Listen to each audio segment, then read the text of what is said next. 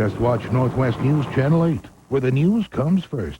Voted Oregon's best newscast by the Associated Press. The stalemate continues. The shutdown continues, though in the Oval Office tonight, the president tells NBC News there's reason for hope. With much of government staying home, how is this hitting home? Feeling the effects on day 5. And the men who would be president, the GOP political beauty pageant in Florida. From NBC News, this is NBC Nightly News, reported from Washington by Brian Williams.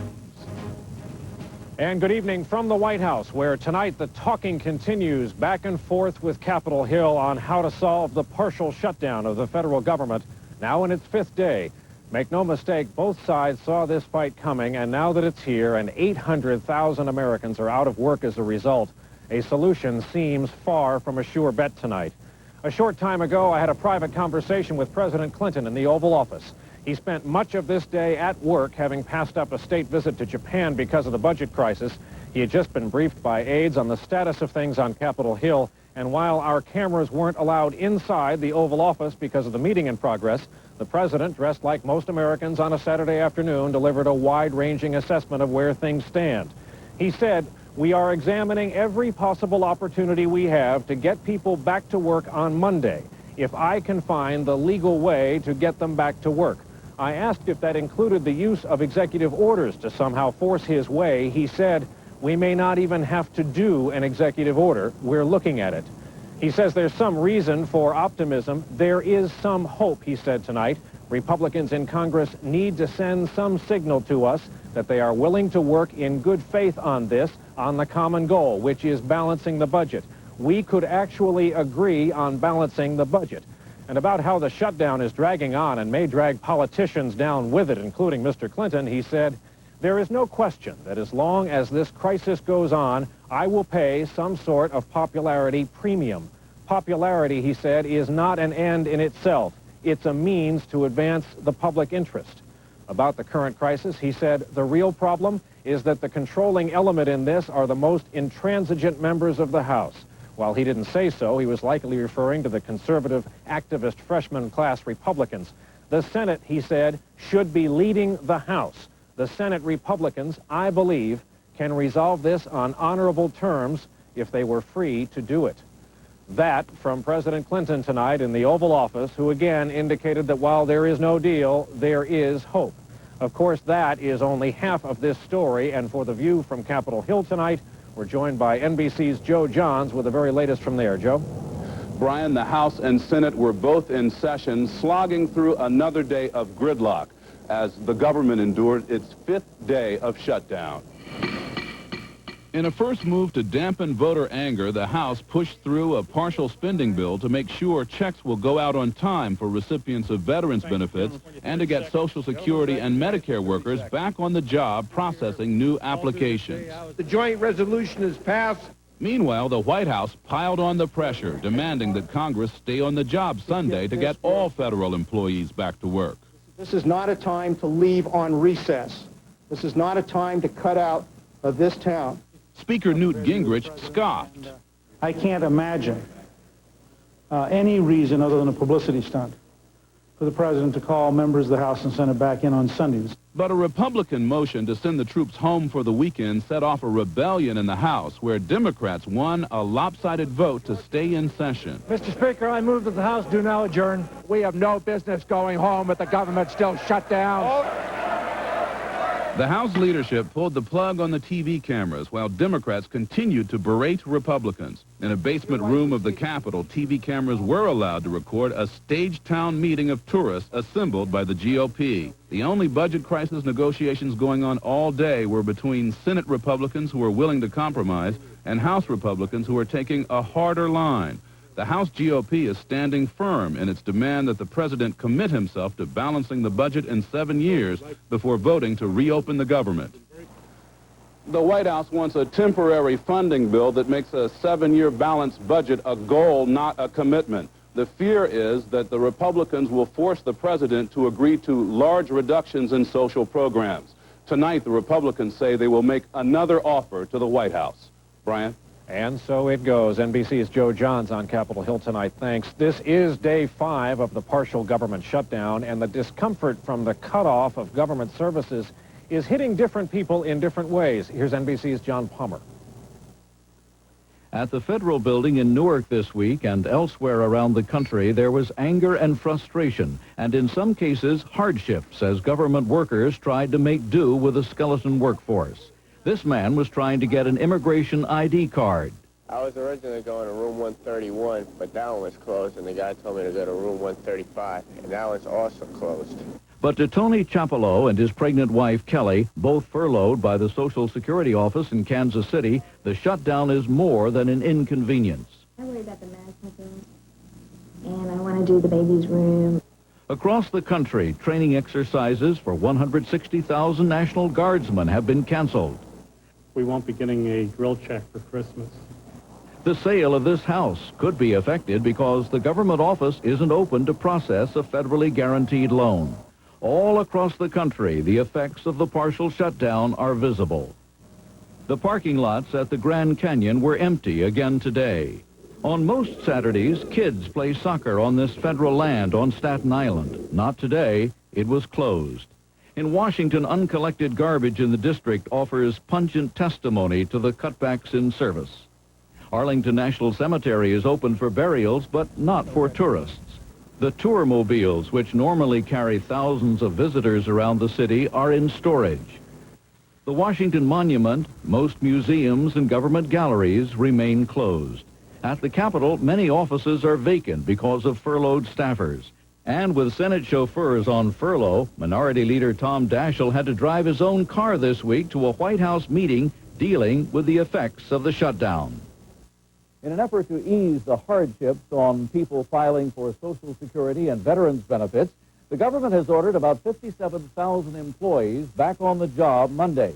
That leaves more than 700,000 still on furlough. John Palmer, NBC News at the White House.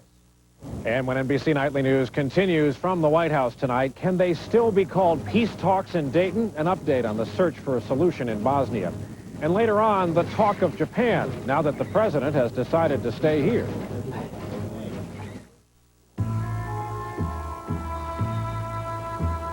I see a lake with a waterfall. A little white cap shaped by the breeze. There's a hotel. And hundreds of air-conditioned rooms. Minibars, no doubt. Look. A Range Rover. Yes. A 4.0 SE. And a smashing woman giving caviar to that chap. I see an igloo. Yes. Hi. You remember me? Oh, yeah. I bought this sweater, and it got these ugly fuzz balls. Yeah, and it faded. Yeah. I'm sorry about that. How'd you wash it? A gentle cycle with my usual detergent. Right cycle, wrong detergent. Try Ivory Snow. Really? Ivory Snow Powder's Baby Gentle formula cleans safely. It helps prevent fuzz or fading on cottons better than leading regular detergents. Thanks. Oh, forget something? Never. Ivory Snow. Safe care for the things you wear. We're proud to announce that this model not only passed that ball bearing test, it surpassed it. It's my Dirt Devil MVP with maximum vacuum power. Just think what it can do in your home. Hi. Thought you might like a little help. Thanks, my hands. Should I get your Advil? I'm trying that new naproxen sodium. But this has special dosing restrictions for people your age. Your Advil doesn't. I'm only 66. And what if you take this and your pain comes back? Oh. You may be in pain for hours before you can take more. Doesn't your doctor recommend Advil for you? You're right. I'll stick with Advil. Nothing is proven more effective or longer lasting than Advil. Nothing. This is proving to be a critical weekend for the Bosnia peace talks. The United States warned publicly today that time for a deal is running out. And joining us from the talks in Dayton, Ohio, is NBC's chief diplomatic correspondent, Andrea Mitchell. Andrea, which is closer right now, a peace agreement or the collapse of the peace talks? Brian, U.S. officials say this is a decisive stage, that the talks are balanced on a knife's edge. My own sense is that the talks could produce an agreement as soon as tomorrow, possibly Monday, but there are still some tough issues to resolve. One big one is what to do about war criminals, particularly the Bosnian Serb leaders, Karadzic and Mladic, just indicted again this week on charges of genocide. The Muslims want them arrested and tried. The Serbs want them to be let go. What about the issue of dividing up the country? Is that still a tough one? That still is a tough one. You know, they've been fighting for 4 years, and it's not going to be settled easily. A big problem, Sarajevo. The Muslims want it to be united. The Serbs want to control some pieces of Sarajevo and of the suburbs. Also, the Muslims want access to their city, Gorazda. The Serbs want a land corridor to one of their outposts, Banja Luka. So there are tough issues still to be resolved on territory. And I have the feeling the list of obstacles doesn't end there either. Well, one particularly strong issue is, will the U.S. make a commitment to defend the Bosnian government? They have not yet agreed to that. That may not be part of this deal. Also, how strong will the Constitution be? Will the Serb section of this new country be able to break away and join Serbia? Still, there is, as I say, hope for peace. And that has been the fervent wish of a lot of school children around the country. They've been sending letters and poems and cards and posters to this military base here in Ohio. They've been posted on the wall as a reminder, an inspiration to the negotiators who see them going in and out of the talks. Tonight, Brian, the talks continue probably till midnight. There is hope for a breakthrough. Andrea Mitchell, thank you. Now to the storm surrounding the commander of U.S. forces in the Pacific. The Pentagon today announced that Admiral Richard Mackey has taken early retirement after his shocking statement that the U.S. servicemen accused of raping a Japanese girl on Okinawa should have paid for a prostitute. APEC, the annual conference on Asian-Pacific economic cooperation, got underway today in Osaka, Japan, without the president. Vice President Gore represented the United States. Meeting in a medieval castle, the APEC countries agreed on a blueprint for setting up the world's biggest free trade zone by the year 2020. The 18 nations, stretching from China to Chile, account for nearly half the world's trade. They're led by the U.S., Canada, and Japan. This year's gathering comes at a time when Japan is having financial problems, and with more on that, here's NBC's Lucky Severson. Juko Ogura and her husband bought this two-bedroom home in a middle-class Tokyo neighborhood 5 years ago for $1 million. The bank called the other day to say it's now worth $300,000, and could they come up with more collateral for their loan? I heard that banks are calling everybody. But the bank won't foreclose. There are simply too many families whose houses have fallen below their mortgage value. Throughout Japan, real estate developers are going bust. Tall marble buildings that cost $100 million on sale for $25 million. Empty buildings, according to real estate agent Andrew Purvis. You know, tenants have been leaving in droves over the last 18 months. During the roaring 80s, the so-called bubble years, the sky had no limit.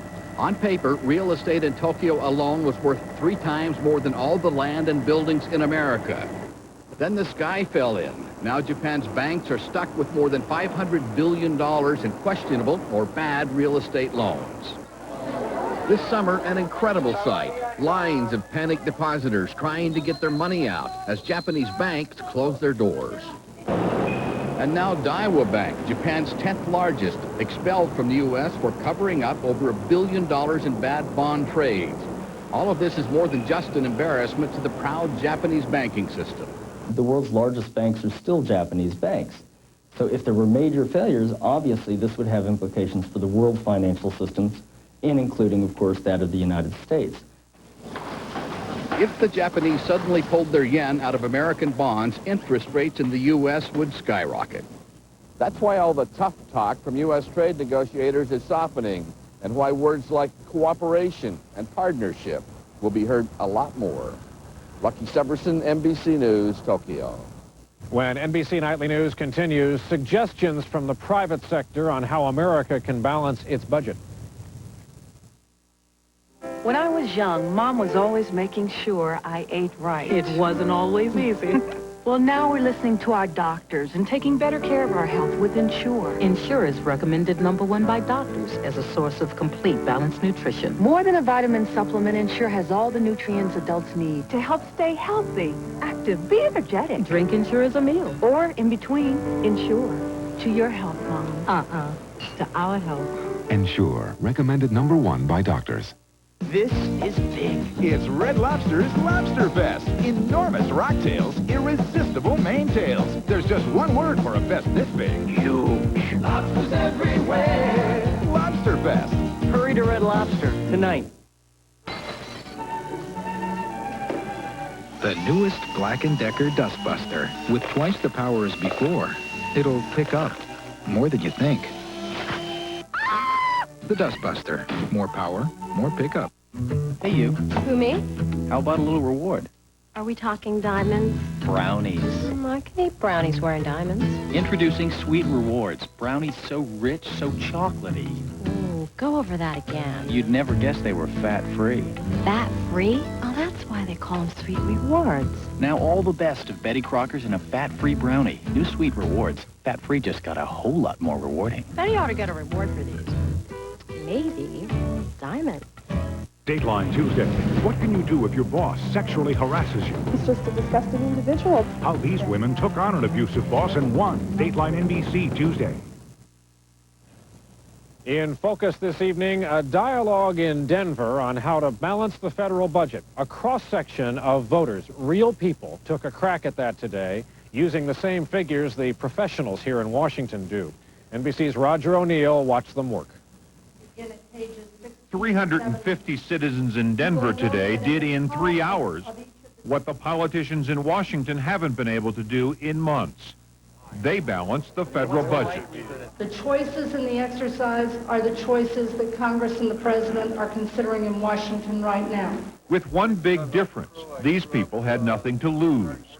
Their challenge to find $1,177 billion in budget cuts or raise taxes. Okay, let's get started. Group number 12 was made up of 10 people, a government worker, an environmentalist, a businesswoman. They looked at defense first and cut the budget $25 billion. They cut $2 billion in aid to other countries. Right now it's a waste of our money. Domestic spending was next. Now we start with the big money. Okay. Yes. There was support for the environment, but the Energy Department got hit hard. $1 billion here and $1 billion there, and pretty soon you're talking about real money. And this is $1.1 billion. Can we come to a vote on this? Let's vote for the president's budget right now first.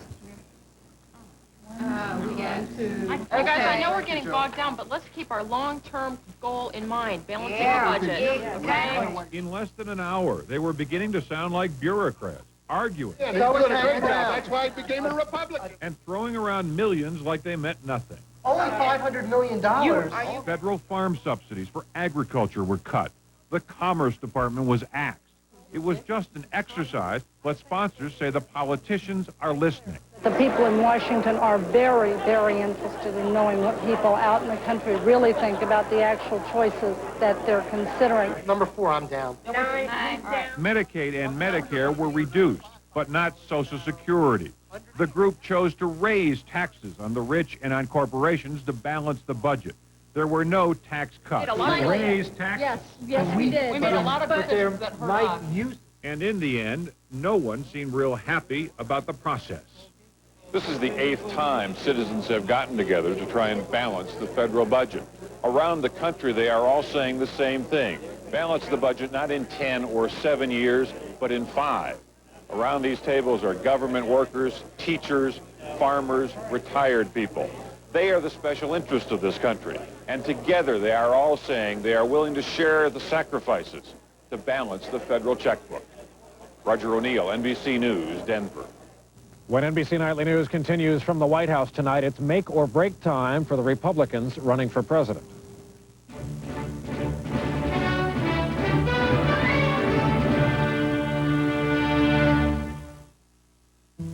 The lights were out. John's sound asleep. And what am I doing? I'm hurting. I can't sleep, and I've got to work tomorrow.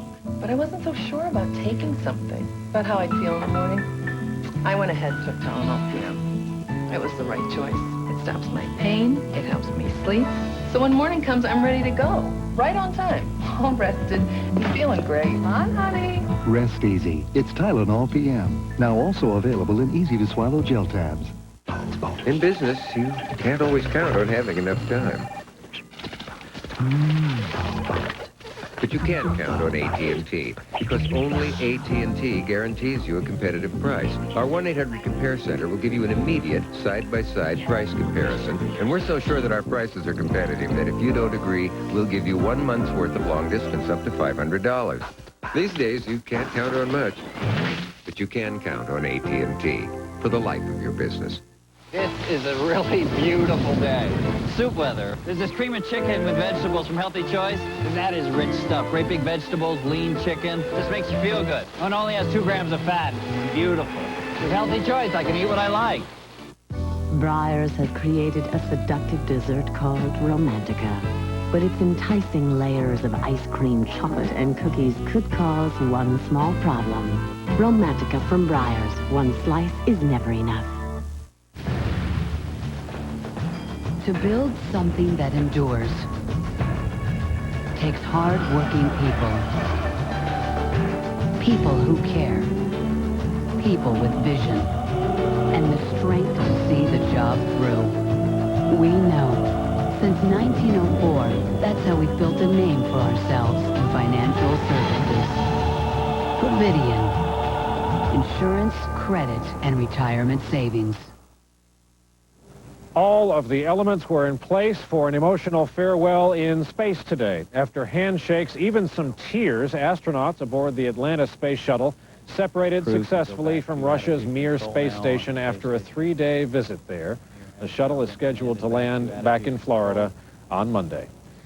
And in Florida tonight, a political popularity contest among the Republicans who would like to be the next to occupy this house behind me.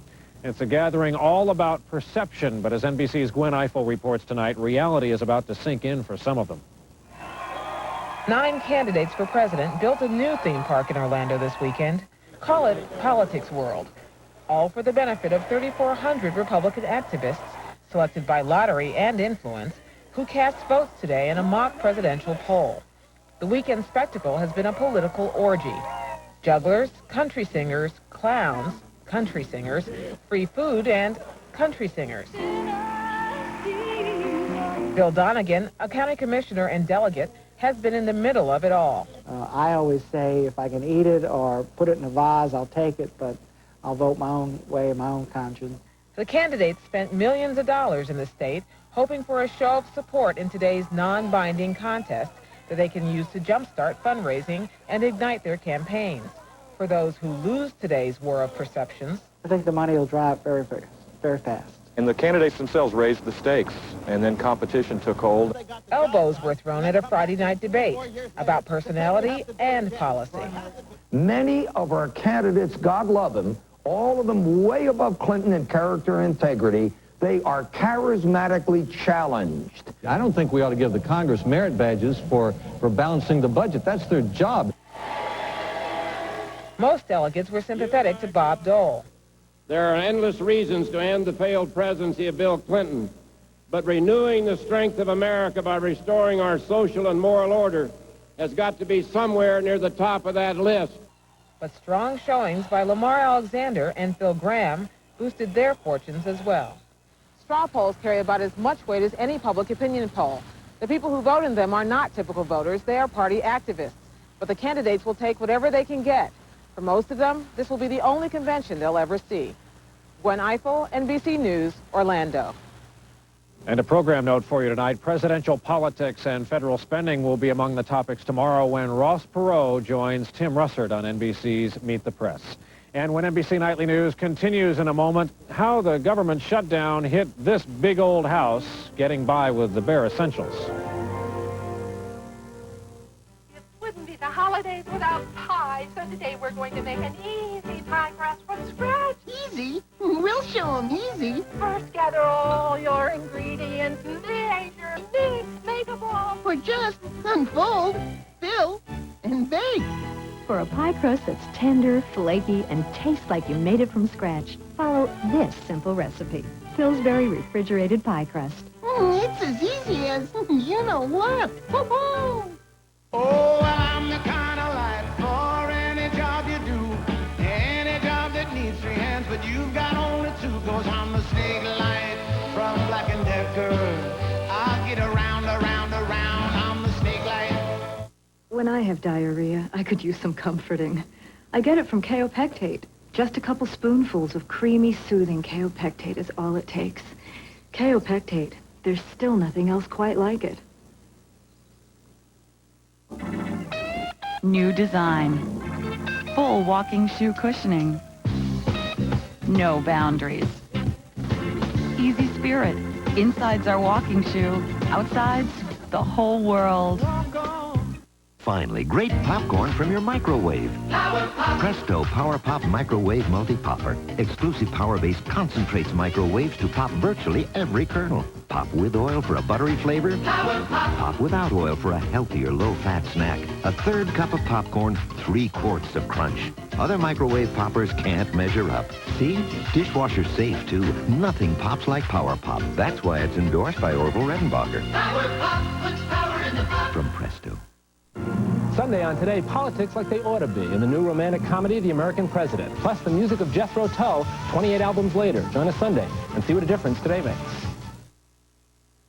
Washington is a company town, and this week's partial shutdown of the government has idled about half of the people who commute to work here in Washington every day. And on Tuesday, many of the people who work in the big house behind me learned in many ways they're just like all the other federal employees. They came out through the door used by presidents, kings, and House speakers. White House staff members deemed non-essential to the operation, heading out into the rain and an uncertain near future. All week long, just off the hallway that leads a few feet away to the Oval Office, the offices of staff members are empty, and still a few more feet away in the White House briefing room, Press Secretary Mike McCurry this week started a daily tally of what isn't getting done, who isn't getting served, with each passing day of the partial shutdown. It goes on for several minutes each day. Today, 28,000 applications for retirement, survivors, or disability benefits are not being processed by the Social Security Administration. 200,000 calls for requests for information about Social Security payments are not being answered by the Social Security Administration. 60,000 requests for new or replacement Social Security cards are not being processed today. Inside the White House, in the part of the building the public can't see, times are hard, though it's certainly still livable inside the enormous mansion. The president and his family are getting by on 1 daytime butler, 1 at night, 2 daytime housekeepers and 1 at night, 1 daytime chef, 1 at night, 2 ushers, 2 electricians, 3 building engineers. The president's staff of 430 has been cut to 90. The First Lady's staff of 16 is down to 4. The president called. The Secretary of Education has to take a cab to the White House these days. His driver is home on furlough. The president has so far missed a trip to Boston, a state visit to Japan, and took so much heat for going golfing right after asking Congress to keep working all weekend that aides say he'll be staying close to home. And we can attest to that, updating the top story that brings us here tonight, the budget impasse. We spoke with President Clinton in a formal conversation in the Oval Office, a private talk earlier this evening where he indicated hope for the process by the end of the weekend. Well, since then, late word from Capitol Hill is Republicans are sending over some new ideas to the White House. They'll be considered here, and the dialogue will continue tomorrow. And that is NBC Nightly News for this Saturday. I'm Brian Williams reporting tonight from the White House. Good night.